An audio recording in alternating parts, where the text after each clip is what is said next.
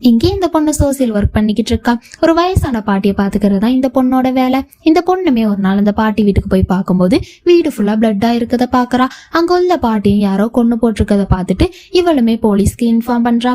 அவங்களுமே அங்க வந்து இது எப்படி நடந்திருக்கோம் அப்படின்னு சொல்லிட்டு அந்த பாட்டியை ஹாஸ்பிட்டலுக்கு அனுப்பி செக் பண்ண சொல்றாங்க.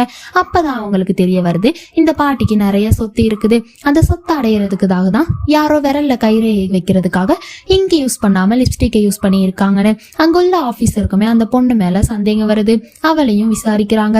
அவளோட லிப்ஸ்டிக்கை டெஸ்டிங்க்கு கொடுக்கும் போது தான் தெரியுது இது அந்த பொண்ணோட லிப்ஸ்டிக் தானே.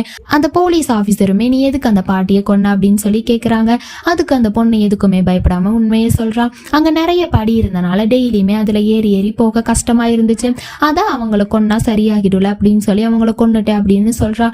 அப்பதான் எல்லா உண்மையும் தெரிய வருது. இந்த பொண்ணே அந்த பாட்டியை கொண்டுட்டு ஒண்ணுமே தெரியாத மாதிரி போலீஸ்க்கு இன்ஃபார்ம் பண்ணி இருப்பான்னு. அதுக்கப்புறம் அந்த பொண்ணையும் அரெஸ்ட் பண்ணிடுவாங்க.